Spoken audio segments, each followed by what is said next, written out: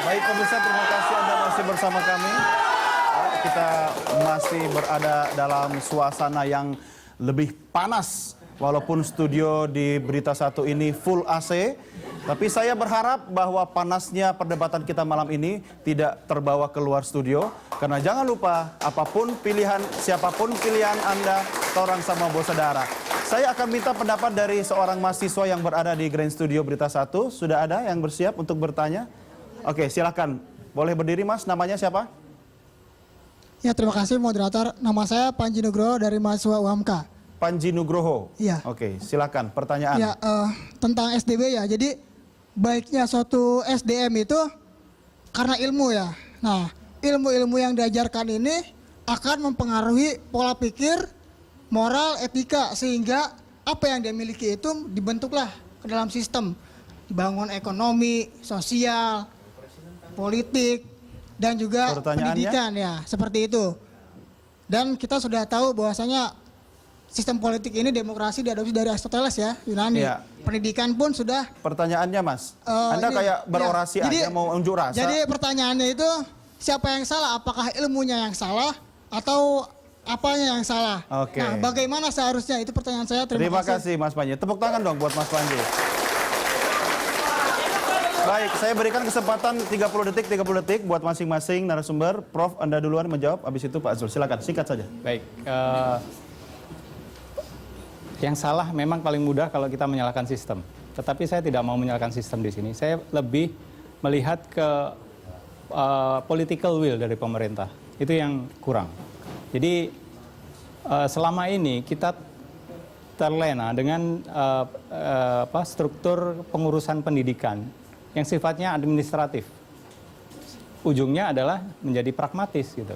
Ketika kita tidak melihat pendidikan sebagai proses pembentukan karakter, hasilnya adalah angka-angka, hasilnya adalah statistik, hasilnya administrasi. Itu yang menurut saya salah gitu. Jadi kita harus merubah itu semua, merombak itu semua pendekatannya, menangani pendidikan tidak lagi dengan cara-cara yang administratif, birokratis. Ya. Itu, saya kira itu. Baik, Pak Zul silakan komentar Anda. Sekaligus catatan akhir. Ini sebenarnya yang bisa menjawab itu Romo Muji, itu bidang beliau itu. Cuman bisa sistemnya, bisa ilmunya, tergantung dari mana kita mengambil perspektifnya. Cuman yang saya inginkan aja ini mungkin jadi closing statement itu, sudah lama isu teknologi ini tidak mengemuka di Indonesia. Oleh karena itu, sorry tadi Pak Ono saya potong itu karena begitu gembira biasanya kalau saya berdiskusi tentang persoalan teknologi ini.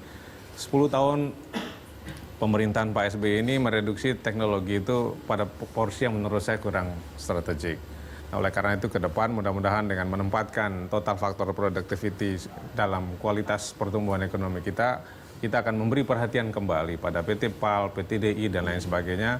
Dan mudah-mudahan teknologi tidak lagi dianggap sebagai komoditas, tapi dia dianggap sebagai proses belajar yang butuh waktu, butuh biaya, dan tidak otomatis. Ya. Mudah-mudahan dengan orang seperti Pak Ono, teknologi jadi yang menyenangkan buat bangsa Indonesia. Dan dibingkai oleh ahli karakter seperti Romo Muji, mudah-mudahan Indonesia akan mengembangkan teknologi yang bukan hanya mendukung karakter orang baik Indonesia, tapi juga sinergis semuanya. Baik, kita berikan tepuk tangan. Berarti beliau-beliau ini boleh dong jadi calon menteri ya? Mas Ono, catatan akhir dari Anda, closing statement, silahkan. Harapan saya kita bisa berdaulat dari sisi teknologi terutama. Contoh sederhana aja, coba saya pengen tahu apakah pemirsa atau kita di rumah berapa yang punya handphone buatan Republik Indonesia. Pada hari ini bangsa ini membeli handphone sebanyak 2 triliun rupiah per bulan. Duitnya keluar semua. Saya tidak ingin bangsa ini dijajah oleh Korea, Cina, dan lainnya. Itu.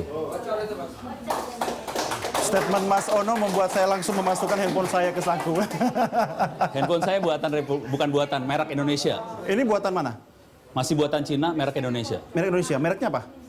Jangan, nggak usah sebut. Kan bukan jualan, ini kebanggaan kan? Mereknya Ono Purbo, bukan? Aksio. Oke, baik, terima kasih Mas Ono. Romo Muji, catatan akhir dari Anda. Ketika kita menyadari malam ini, bahwa pendidikan sudah direduksi jadi produksi, jadi komoditi. Tadi kritik mahasiswa juga bagus sekali. Siapa yang salah? Maka kembalikan pendidikan pada manusianya. Dan manusia ini adalah orang yang dengan karakternya, dengan nuraninya, yang berproses betul untuk menamai hidupnya, lakunya, pilihan-pilihannya. Dan itu hanya mungkin ketika agama, ketika suku, ketika keindonesiaan, ketika kebijaksanaan lokal yang kita pelajari itu tertanam pada dia. Tidak cukup hanya kognisi, tidak cukup hanya hafalan, tetapi betul-betul menjadi bagian. Dan itu tesnya adalah ketika kita bertemu begini. Ya. Indonesia ini dibangun oleh kemajemukan. Ketika kita mau mengatakan bahwa perbedaan itu adalah biang kesulitan dan kita singkirkan, habis Nusantara ini. Itu saya kira. Tapi perbedaan itu adalah rahmat. Persis. Dan Dan saya mau mensyukuri pada saudara-saudari Muslim yang mulai dengan puasa. Saya kira rahmat inilah, perbedaan inilah. Coba kain songket, lalu tenun dan semuanya itu warna beda semuanya. Dengan darah-darah. Jangan lupa Indonesia yang Bhinneka ini dibangun dengan darah sampai Sumpah Pemudanya Ya. itu satu. Eka Indonesia yang Bhinneka. Baik. Baik, terima kasih Romo Muji, Mas Ono terima kasih, Prof. Toto terima kasih, Pak Zul juga terima kasih. Dan kita masih punya satu debat lagi pada tanggal 5 Juli 2014. Pastikan pemirsa Anda bersama kami dan juga buat rekan-rekan mahasiswa yang ada di studio. Semangat buat Anda, aplaus kita berikan tepuk tangan buat rekan-rekan mahasiswa. Dan juga teman-teman dari pendukung Jokowi JK.